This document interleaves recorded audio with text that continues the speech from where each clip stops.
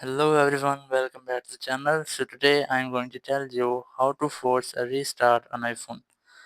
If you are having a problem and you want to force restart of your iPhone, so you just need to follow some steps.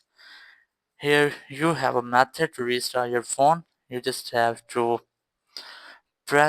quickly press the volume up button and then quickly press the volume down button.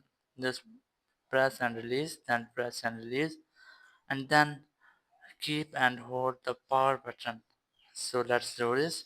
First volume up button, then volume down button, and then power button. And here you have an option is slide to power off. Just slide it, and then your phone has been power off. And now we are going to power it on. Here's the power button, and you have to keep a long press on it until this logo will appear. When you have shown the Apple logo, so now you have successfully done the forced restart of your iPhone.